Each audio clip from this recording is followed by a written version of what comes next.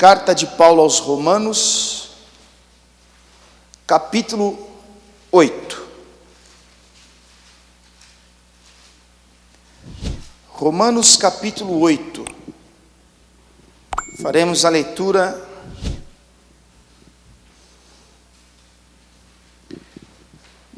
a princípio do versículo 28.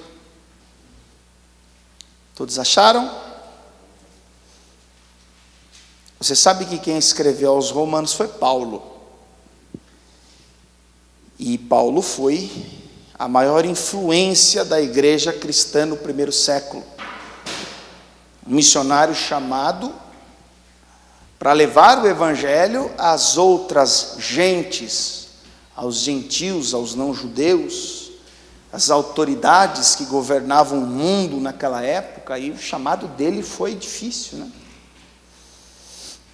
E no versículo 28 do capítulo 8, ele escreveu assim, e sabemos que todas as coisas contribuem, em algumas traduções está cooperam, juntamente para o bem daqueles que amam a Deus, daqueles que são chamados por seu decreto. Amém? E sabemos que todas as coisas contribuem juntamente para o bem daqueles que amam a Deus. E como eu tenho dito, o amor é um sentimento de dedicação. Que Paulo está querendo dizer, olha, tudo vai cooperar para o bem daqueles que se dedicam a Deus e que são chamados por seu decreto, por seu propósito, né? Pelas suas intenções.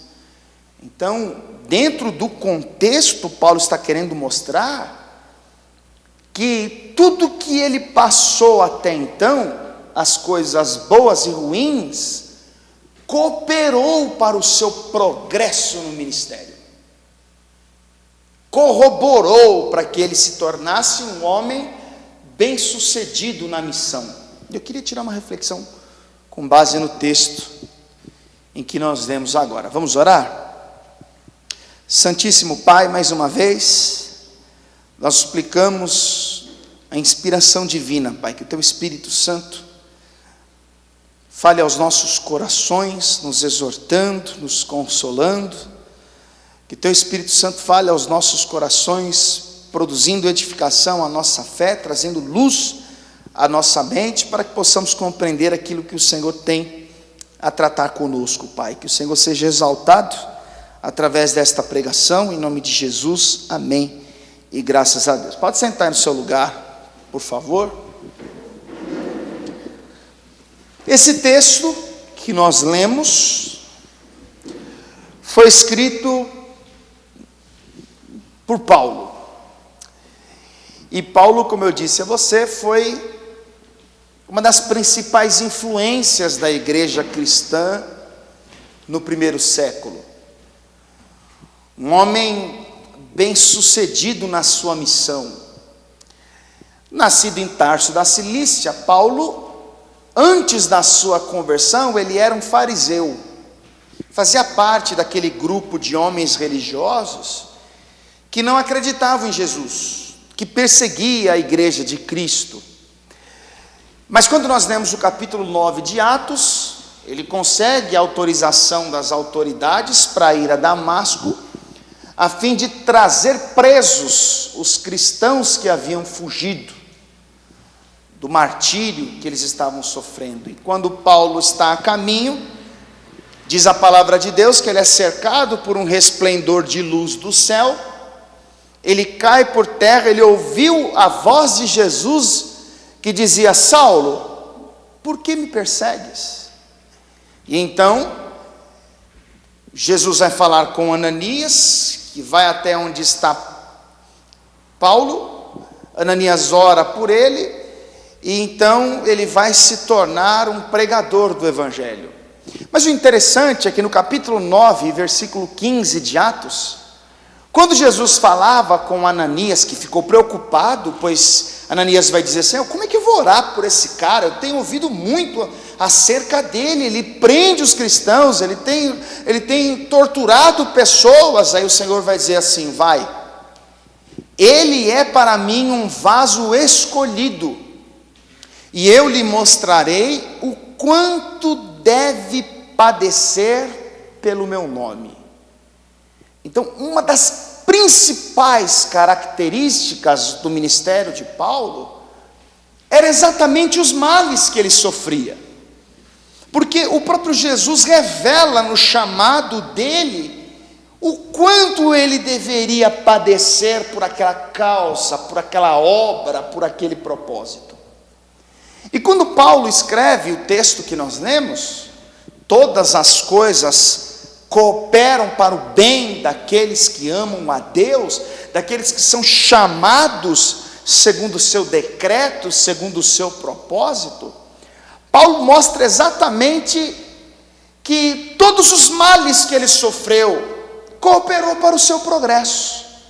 Em 2 Coríntios, capítulo de número 11, versículo de número 25, ele vai falar de 3 naufrágios que sofreu: dos açoites, dos apedrejamentos, das rejeições, da fome, da sede, de todos os males que ele padece. Ele mostra que corroborou para o seu progresso ministerial. Por isso que no versículo 18, você pode observar aí mesmo, do capítulo 8 de Romanos, ele vai dizer assim: porque para mim tenho por certo que as aflições deste tempo presente não são para comparar com a glória que em nós há de ser reveladas. Ou seja, diante da dor, do sofrimento, da fome, da sede, do perigo, da espada, das injúrias, dos açoites, dos naufrágios, Paulo percebe que todas essas coisas cooperaram para o seu bem. Tudo isso fez com que ele se tornasse um homem bem-sucedido. Deixa eu dizer uma coisa importante para você. Quando nós falamos de sucesso, quando nós falamos de progresso, naturalmente, nós pensamos numa pessoa profissionalmente realizada. Aquela pessoa que ingressou na faculdade, dali 5 anos ela pega o diploma, e depois faz uma pós-graduação, se especializa em uma determinada área, e dali a algum tempo, depois de tanto trabalho, ela começa a colher os frutos dos seus esforços, adquirindo bens materiais. Então o exemplo daquilo que é ser bem sucedido na ótica humana, é aquela pessoa que realizou os seus sonhos. Mas aos olhos de Deus, o homem bem sucedido é aquele que se torna aquilo que Deus quer que ele seja. Porque o propósito de Deus nasce antes do homem. Presta atenção nisso aqui. Primeiro nasce o propósito, depois o homem. Antes do Rodrigo Basílio nascer, Deus tinha um plano a realizar. E então, com base neste plano, nasce o homem Rodrigo. É só você observar o texto de Jeremias, capítulo de número 1, vamos lá, rapidinho, volta aqui, Jeremias capítulo 1, versículo de número 5, Deus está tratando Jeremias, que seria um homem levantado para ir diante dos israelitas, num período de tempo em que eles andavam em rebeldia contra Deus. E Jeremias, ele acha que não tem maturidade, que ele não tem preparo, ele se sente como uma criança. Senhor, não tenho como fazer isso. Aí Deus vai dizer para ele, Jeremias 1, versículo 5, diz assim: antes que eu te formasse no ventre, eu te conheci, e antes que saístes da madre, te santifiquei, e as nações te dei por profeta. Ou seja, Deus está falando, Jeremias, você já era profeta antes de ser formado no ventre. Antes de você ser gerado no ventre da sua mãe, eu já tinha escolhido você. Ou seja, o propósito de Deus veio antes do profeta. Você quer ver mais um exemplo? Volta para Juízes capítulo 13. Livro de Juízes capítulo 13. O que está acontecendo aqui? Os filisteus eram os maiores adversários dos israelitas. E por várias vezes Israel ficava oprimido na mão dos filisteus. E Deus queria pôr um ponto final nessa história. Deus poderia olhar para a nação de Israel, escolher qualquer um e capacitá-lo para cumprir a missão. Porque a força está em Deus e não no homem. Ele poderia chamar qualquer um, de qualquer tribo. Então, ele vai e envia um mensageiro a uma mulher que era estéril, e vai dizer a ela que Deus tinha um propósito a realizar. Eu quero ler com você Juízes capítulo de número 13 e versículo de número 2. Olha só que interessante. E havia um homem de Zorá, da tribo de Dan, cujo nome era Manoá, e sua mulher era estéril e não tinha filhos. E o anjo do Senhor apareceu a esta mulher e disse: eis que agora és estéril e nunca tens concebido, porém conceberás e terás um filho. Agora, pois, guarda-te de que bebas vinho ou bebida forte, nem comas coisa imunda, porque eis que tu conceberás e terás um filho, sobre cuja cabeça não passará navalha, porquanto o menino será nazireu de Deus, desde o ventre, e ele começará a livrar a Israel da mão dos filisteus. Olha que coisa interessante. Deus já poderia pegar um homem formado, Deus poderia pegar uma criança, Deus poderia pegar um ancião e revesti-lo com poder para que ele cumprisse tal propósito, mas não. Primeiro vem o propósito: eu vou livrar Israel da mão dos filisteus. Aí ele vai chamar uma mulher estéril e vai dizer: no seu ventre será gerado um que começará a livrar Israel da mão dos filisteus. Você viu que interessante?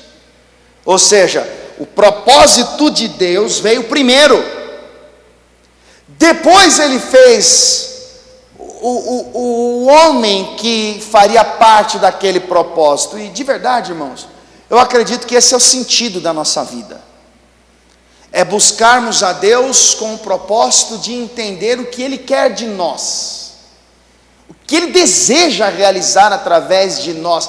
Não que sejamos importantes para Deus, não, Deus Ele usa quem Ele quer, quando Ele quer, a hora que quer. Mas para que eu me torne um homem bem-sucedido, para que eu me torne um vencedor, para que eu possa dizer o que Paulo diz: combati um bom combate, acabei a carreira, guardei a fé. Eu não preciso ser um empresário famoso, eu não preciso ser um ator famoso, eu não preciso ser um homem que tenha recursos ou poder aquisitivo, não, eu preciso ser aquilo que Deus quer que eu seja. Agora, o problema é que aqueles que são chamados, aqueles que são escolhidos para fazer parte de um propósito divino, eles precisam entender que a vida com Deus é repleta de desafios. Se você observar a história do profeta Jeremias, você perceber que, apesar de antes de ter nascido, já era consagrado a Deus para um propósito, ele foi para um calabouço. O próprio Sansão, em Juízes 16, na altura do versículo 29, de fato ele vai vencer os filisteus como Deus havia planejado, mas ele sofreu bocados até que isso acontecesse. Eu preciso que você entenda que a Bíblia diz em Jó capítulo 42, que nenhum dos pensamentos de Deus podem ser impedidos. E que a partir do momento em que você faz parte de um propósito de Deus, independente dos caminhos que o Senhor vai escolher, as coisas vão acontecer de acordo com a vontade dEle. E o problema é que muitas vezes nós não conseguimos entender o processo. E às vezes aquilo que parece ser uma derrota, um sofrimento, uma dor, algo que nós rejeitamos, é na verdade o caminho que Deus escolheu para lá na frente cumprir todos os propósitos. Quem entendeu isso aqui? Eu vou dar um exemplo para ficar fácil de entender. Ele tinha 17 anos de idade. Ele era o caçula de Jacó. Você sabe que Deus fez promessa aos patriarcas? Ele chamou Abraão e disse: eu vou aumentar a sua posteridade, você será pai de multidões.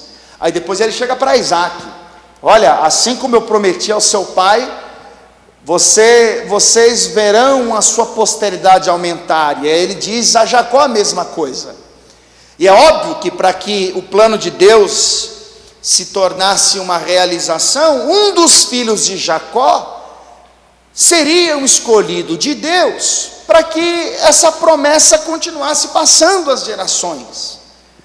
E Deus escolheu José, que com 17 anos de idade era muito querido por Jacó. E no capítulo 37 de Gênesis, Deus revela a José que dali a um tempo ele seria um homem importante para a sua geração. Vamos comigo aqui para Gênesis capítulo 37. Gênesis capítulo 37.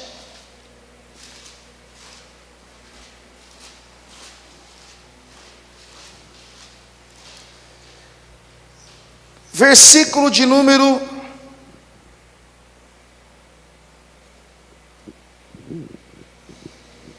3, está escrito assim: Israel amava José mais do que a todos os seus filhos, porque era filho da sua velhice, e fez-lhe uma túnica de várias cores. Quando o texto diz que Jacó amava mais a José, você deve entender que, como José ele era o caçula, como ele era o mais novo, é natural que a atenção do pai seja maior, porque ele necessitava de cuidados que os outros já não precisavam mais. José tinha 17 anos, Jacó fez uma túnica colorida para eles, e por causa dos bons tratos que José recebia do pai Jacó, os outros irmãos ficaram enciumados. Por isso que no versículo de número 4 está escrito assim: vendo pois seus irmãos que o seu pai o amava mais do que a todos os seus irmãos, aborreceram-no e não podiam falar com ele pacificamente.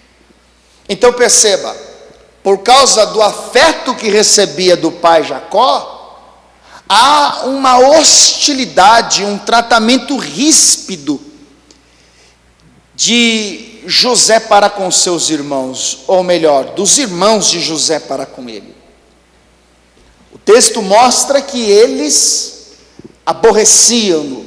Em algumas traduções estava escrito odiar, e o ódio é uma aversão intensa. Quando a pessoa tem ódio, a pessoa muitas vezes fica procurando motivos para atrapalhar a vida do outro. A Bíblia diz em Provérbios 10, versículo 12, que o ódio, ele excita contendas. Os irmãos de José, por causa dos ciúmes, por ver os bons tratos que José recebia do pai Jacó, eles nutriam nos corações o repúdio, o ódio. Eles olhavam para José, sabendo que José recebia aquilo que eles gostariam de receber.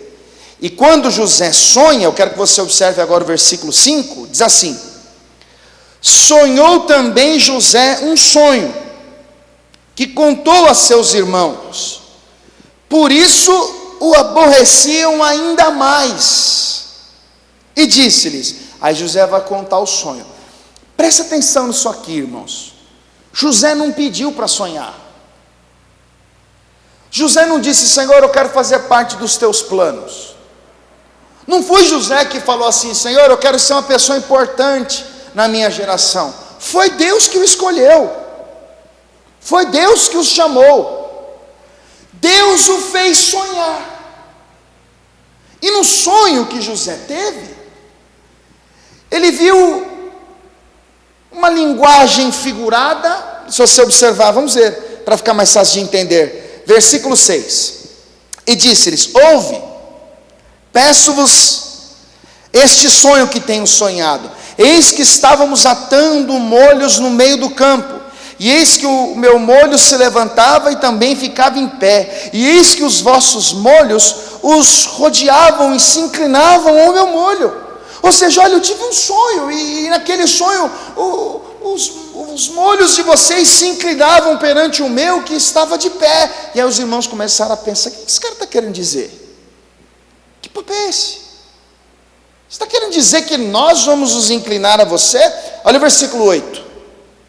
Então lhe disseram seus irmãos: tu, pois, deveras reinarás sobre nós? Tu deveras terás domínio sobre nós? Por isso, tanto mais o aborreciam por seus sonhos e por suas palavras. Presta atenção, aquele ódio, aquele repúdio que os irmãos de José tinham por ele, vai sendo nutrido ainda mais, porque agora José compartilha com eles um propósito que Deus tem a realizar num plano futuro. Por isso que no final do versículo 6 está escrito: por seus sonhos e por suas palavras. E aí ele vai sonhar de novo, pela segunda vez ele compartilha o sonho. Olha o versículo 9. E sonhou ainda outro sonho, e contou a seus irmãos e disse: eis que ainda sonhei um sonho, e eis que o sol, a lua e 11 estrelas se inclinavam a mim. E contando a seu pai e seus irmãos, repreendeu o seu pai e disse-lhe: que sonho é este que sonhasse? Porventura viremos eu, a tua mãe e teus irmãos a inclinar-nos perante ti? Agora olha o versículo 11. Seus irmãos, pois, o invejavam, seu pai, porém, guardava esse negócio no coração. E o que é a inveja? É o desgosto que se sente pela alegria alheia. A Bíblia diz em Provérbios 14:30 que a inveja é a podridão dos ossos. Os irmãos de José rangiam os dentes, ficavam irritados quando ouviam aquele adolescente de 17 anos contando essas coisas.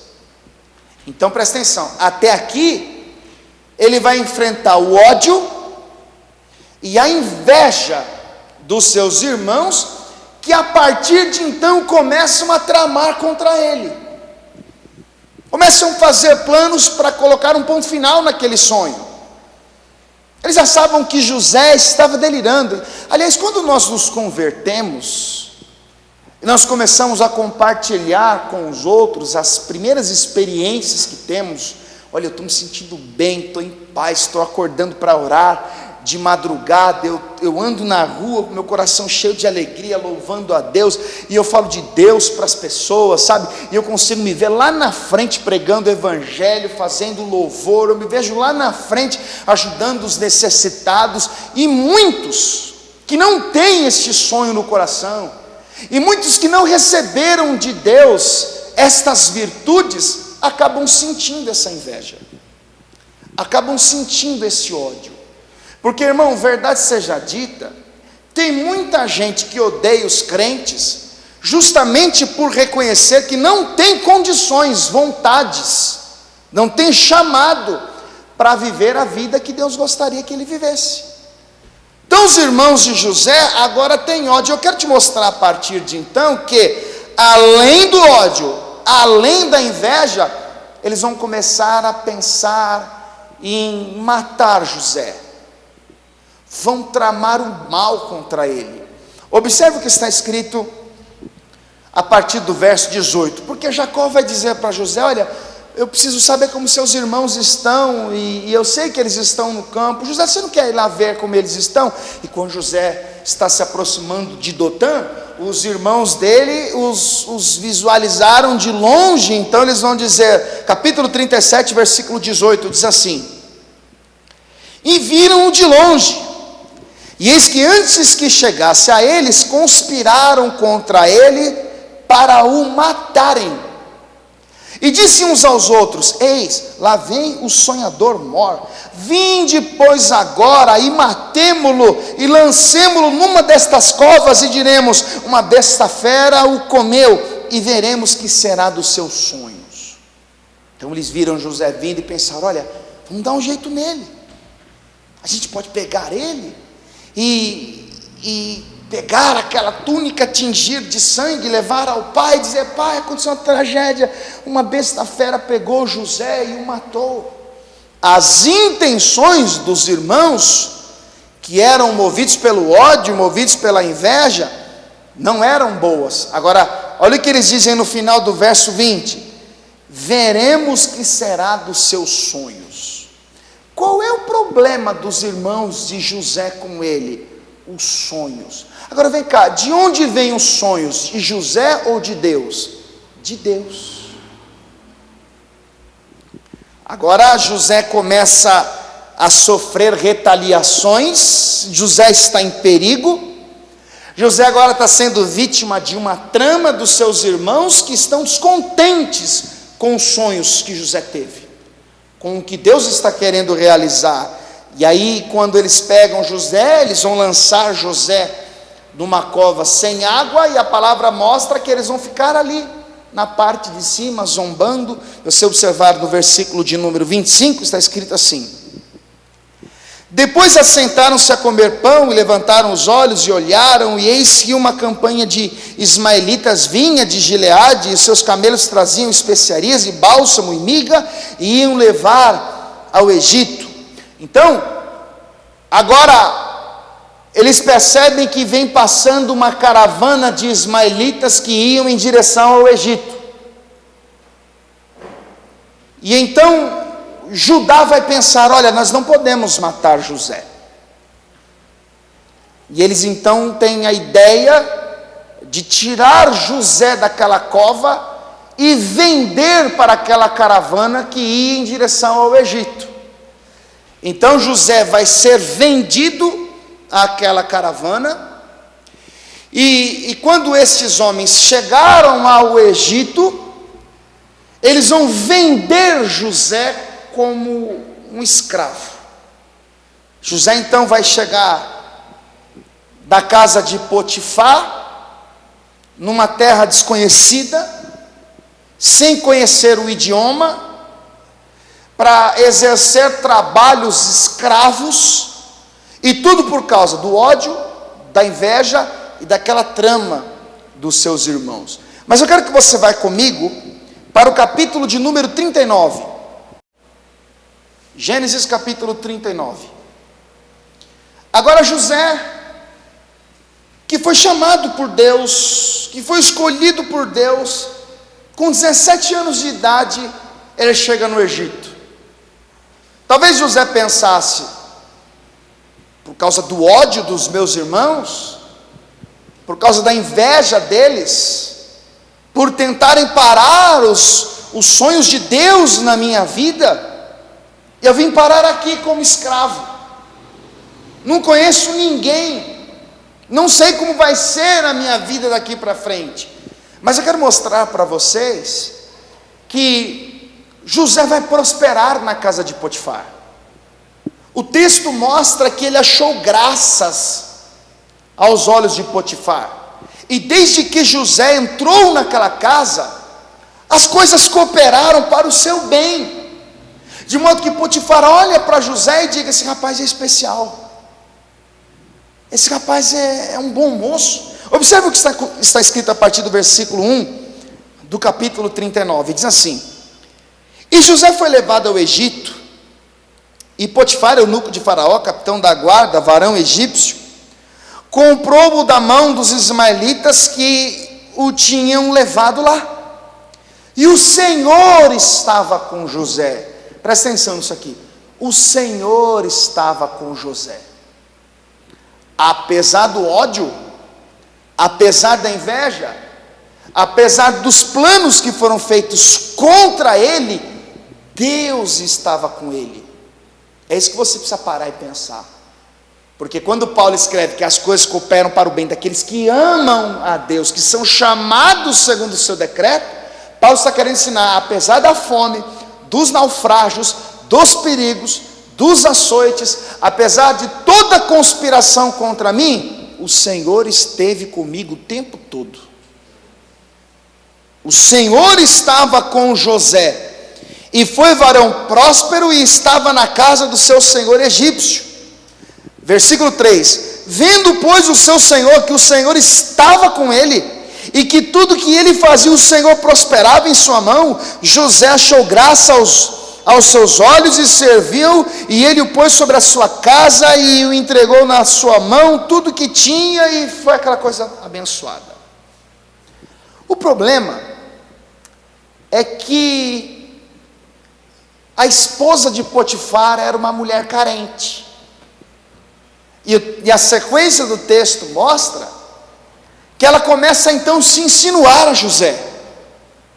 Ela percebe que aquele garoto é abençoado, e que desde quando ele entrou naquela casa, tudo começou a dar certo, e que o seu senhor, o seu marido, está impressionado com a bênção de Deus na vida dele. Então ela começa a olhar para José com outros olhos, e dia após dia ela vai se insinuando a José, tentando convencê-lo a ter uma relação de amores com ela.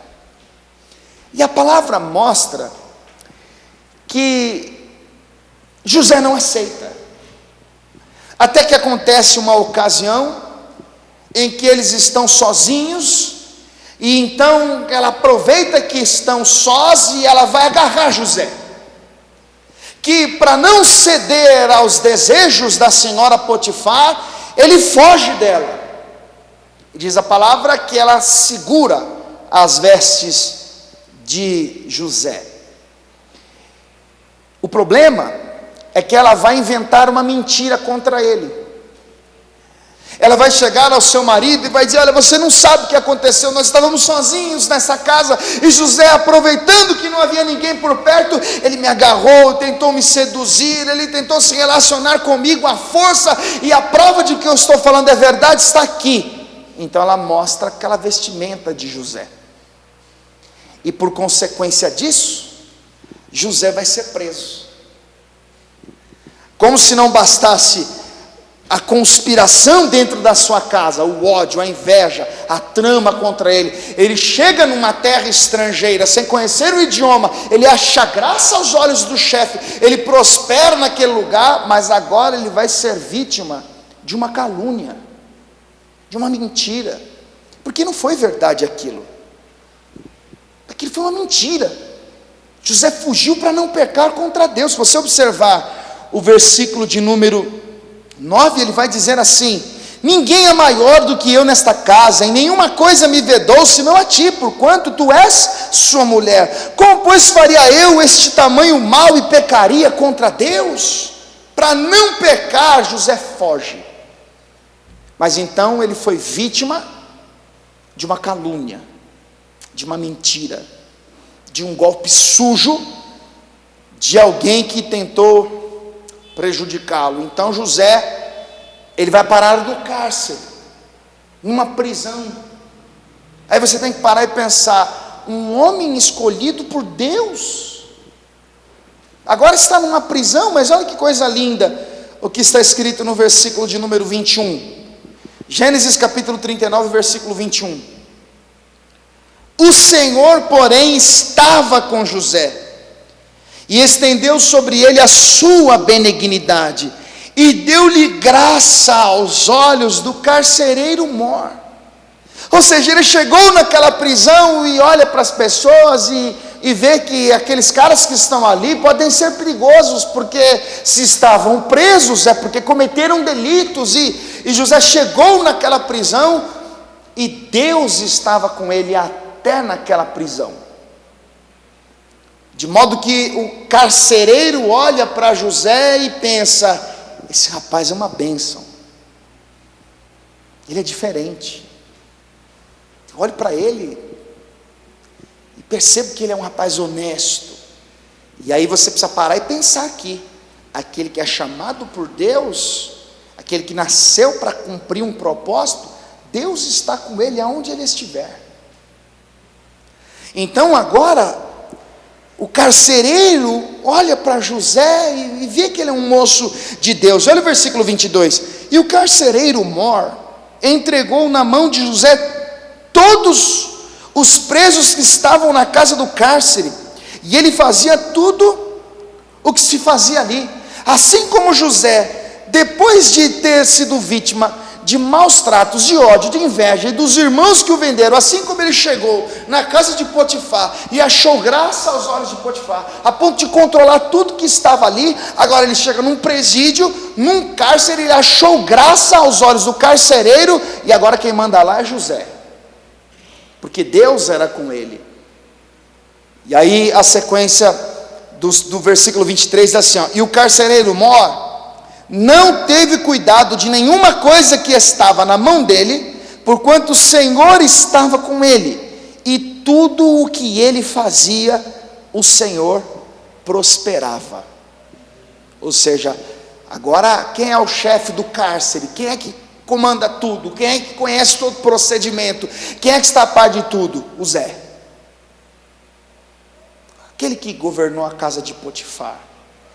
E aí a história mostra que 2 homens vão ser castigados por Faraó, um era padeiro e um era copeiro, e eles vão ser levados ao cárcere em que José presidia, até que acontece uma ocasião em que eles estão preocupados, eles estão com o semblante aflito, porque os 2 tiveram sonhos, e eles não entenderam o que sonharam. Então José olha para eles e diz, está tudo bem? Eu estou vendo que vocês estão abatidos, o que está acontecendo? Aí o padeiro vai contar o sonho para José, José vai interpretar o sonho do padeiro, e dali a 3 dias a interpretação de José realmente acontece, e aí José vai interpretar o sonho do copeiro, e o sonho do copeiro na sua interpretação, o copeiro teria o seu cargo restituído e seria levado de volta ao rei do Egito, coisas que de fato acontecem. José vai dizer para ele o que está escrito no versículo 12, vamos ler o versículo 12, diz assim, então disse-lhe, capítulo 40, versículo 12, então disse-lhe José, esta é a sua interpretação, os 2 sarmentos são 3 dias, dentro ainda de 3 dias Faraó levantará a tua cabeça e te restaurará o teu estado, e darás o copo de Faraó na sua mão, conforme o costume antigo, quando eras seu copeiro. Ou seja, você vai ter de volta o seu cargo, o seu ofício, você voltará a ser copeiro de Faraó. Aí José vai dizer para ele no verso 14, porém, lembra-te de mim quando te for bem, e rogo-te que uses comigo de compaixão, e que faças menção de mim a Faraó, e faze-me sair dessa casa. José interpretou o sonho do copeiro, dali 3 dias o copeiro está diante de Faraó. Dali um tempo, depois que o copeiro já havia esquecido de José, Faraó tem sonhos, e os sonhos de Faraó são aterrorizantes, porque ele sonhava que haviam 7 vacas que eram gordas, eram bonitas, e logo depois se levantavam 7 vacas que eram feias e magras, e estas vacas feias e magras, elas vão devorar aquelas vacas que eram gordas e bonitas, e Faraó acorda assustado, e logo depois ele tem um sonho com o mesmo significado, e ele vai juntar os homens do Egito, e ninguém sabe interpretar aquele sonho. É então que o copeiro se lembra que tempos atrás, quando estava preso, um moço chamado José deu a interpretação do seu sonho, que se cumpriu depois de 3 dias. E o que Faraó fez? Manda chamá-lo. É então que José vai estar diante da maior autoridade do Egito, vai trazer a interpretação daqueles sonhos. José, inspirado por Deus, vai dizer a Faraó como ele deveria proceder quando viesse os 7 anos de vacas magras, ele vai dizer, olha, durante estes 7 anos de vacas gordas, melhor dizendo, que é a primeira etapa do sonho, você deve estocar alimentos, poupar recursos, para que quando vier o período das vacas magras, então no Egito haja fartura de mantimentos. E quando Faraó viu José, ele ficou impressionado com a sabedoria. E se você observar comigo aqui, no capítulo 41, e versículo de número 38, diz assim: e disse Faraó a seus servos: acharíamos um varão como este, em que haja o Espírito de Deus? Depois disse Faraó a José: pois que Deus te fez saber tudo isso, ninguém há tão entendido e sábio como tu. Tu estarás sobre a minha casa, e por tua boca se governará todo o meu povo, somente no trono eu serei maior do que tu. Ou seja, aquele José, que foi vítima do ódio, da inveja, que foi lançado numa cova e vendido como escravo, mas que chegou na casa de Potifar e achou graça aos olhos de Potifar, porque o Senhor era com ele, o mesmo José que quando foi lançado na prisão, achou graça aos olhos do carcereiro e passou a comandar tudo, agora ele está diante da maior autoridade do mundo antigo, do rei do Egito, que olha para ele e diz: olha, eu vejo o Espírito de Deus em você, você é muito sábio, você é muito entendido, e a partir de agora você estará sob o controle de todas as coisas, e o único maior que você será apenas eu. Agora José, ele vai se tornar o governador da maior potência mundial, do Egito.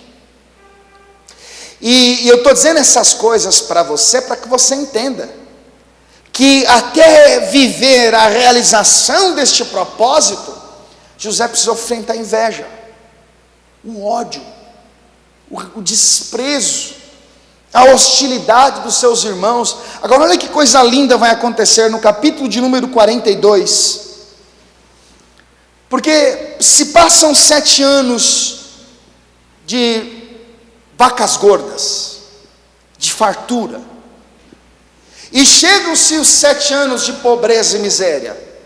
Houve uma escassez de alimento em todo o mundo, e o único lugar em que se havia comida era no Egito. Então os filhos de Jacó, a pedido do seu pai, vão ao Egito à procura de mantimento, e lá eles vão encontrar o governador do Egito. 13 anos depois, eles vão encontrar o governador do Egito. E se você observar o capítulo 42 e versículo 6, está escrito assim: José, pois, era o governador daquela terra. Ele vendia a todo o povo da terra, e os irmãos de José vieram e inclinaram-se ante ele com a face na terra. Ou seja, como José era o governador, as pessoas que chegavam a ele, com um gesto de reverência à maior autoridade, inclinavam o rosto na terra. E este capítulo 42, versículo de número 6, mostra o cumprimento dos 2 sonhos de José, quando ele tinha 17 anos. Ou seja, aqueles sonhos que José teve, quando ele dizia que os irmãos se prostravam sobre ele, se cumpre aqui. Agora eu estou dizendo essas coisas para você, para que você entenda que tudo aquilo que aconteceu durante esses 13 anos de processo cooperaram para o bem de José. A inveja dos irmãos, que foi nutrida pelo ódio, que fez com que José fosse lançado numa cova, e que depois fosse retirado dela para ser vendido para a caravana de ismaelitas, que consequentemente venderam José para o Egito, e logo depois aquela trama que a senhora Potifar, que faz com que José vai parar naquela prisão, e que revela os sonhos do copeiro, que tempos depois vai dizer a Faraó, tudo aquilo era um propósito divino. E aqui está o ponto da reflexão da mensagem. Às vezes nós não entendemos, mas muitas coisas ruins acontecem na nossa vida, justamente para que haja em nós uma certa maturidade, a fim de que os propósitos de Deus, no seu tempo, venham a se cumprir na nossa vida também. Todo mundo pede para Deus uma oportunidade melhor. Senhor, eu gostaria de ter um emprego melhor, eu gostaria de ter uma condição melhor, estou passando aperto. Passa 2 semanas, a pessoa é demitida do trabalho. Ela pensa, meu Deus, eu não acredito que isso aconteceu. Olha, eu já estava endividado, eu fui mandado embora. E ela não entende que aquilo vai cooperar para o bem dela, porque lá na frente as portas vão se abrir e Deus vai colocá-la num lugar melhor. Às vezes a mãe está orando tanto, Senhor, eu quero que o Senhor liberte esse menino. Ele está andando com pessoas de má índole, ele está andando com pessoas que são más influência. Eu preciso que o Senhor tire este moço do mundo do crime. De repente ele vai preso.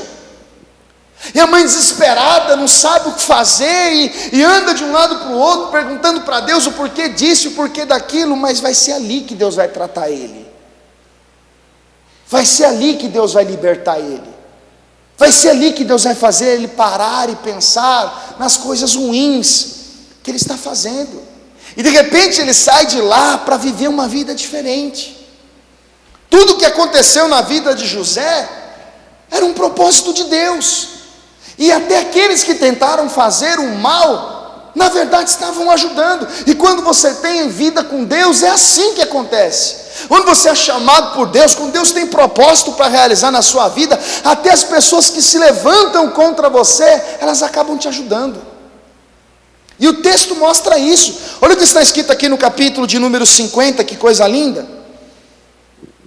José vai dizer aos irmãos que agora estão abatidos, preocupados, agora eles estão perturbados na sua consciência, porque agora José é um homem de 39 anos, agora José é um homem poderoso, já haviam passado muitos anos do erro que eles cometeram lá atrás, eles estão com medo de serem punidos por José. E olha o que José vai dizer para eles no versículo 20, Gênesis capítulo 50, versículo 20, vós bem intentastes mal contra mim, porém Deus o tornou em bem, para fazer como se vê neste dia, para conservar em vida a um povo grande. Ou seja, vocês tentaram fazer o mal contra mim, mas o mal que vocês tentaram fazer, Deus o transformou em bem, porque todas as coisas cooperam para o bem daqueles que amam a Deus e que são chamados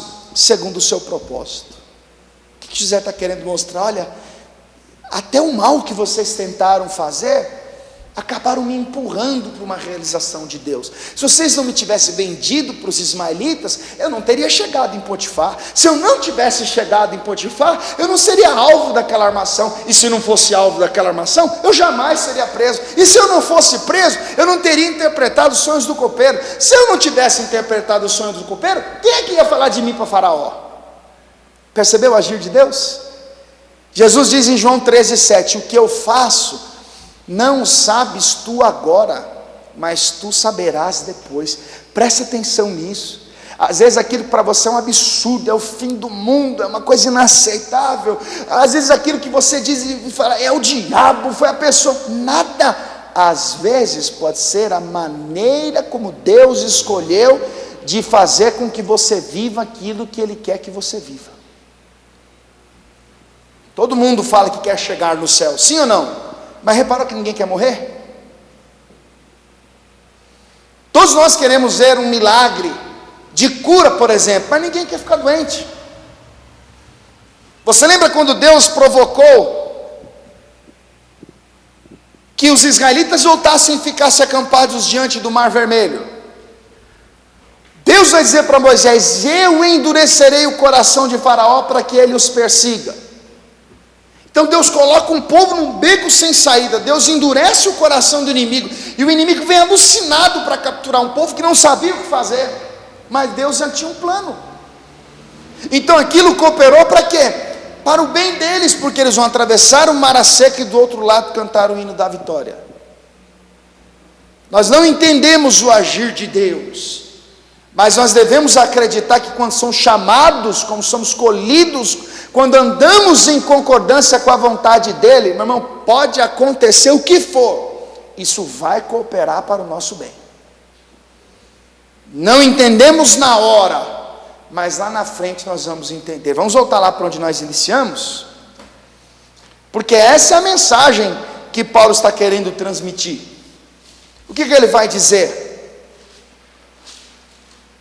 Eu tenho certeza que toda a aflição que eu passo nos dias de hoje não vai se comparar com a glória que Deus vai revelar através disso.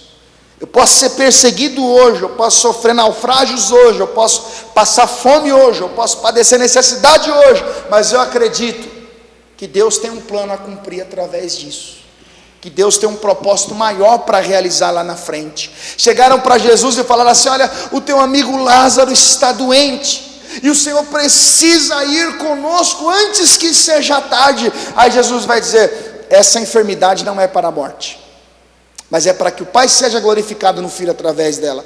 Depois de 4 dias, Jesus chega em Betânia e Lázaro já estava sepultado. Marta e Maria vão a ele dizer: se o Senhor estivesse aqui, o meu irmão não teria morrido. E Jesus disse: eu não disse que se creres verás a glória de Deus? E o que Jesus vai fazer? Lázaro sai para fora. Depois de 4 dias sepultado, Lázaro levanta e ele sai para fora. Diz a palavra em João capítulo 11, que aquelas pessoas que até então questionavam por que Jesus não foi até lá livrá-lo da morte, vão ficar perplexos e vão crer nele.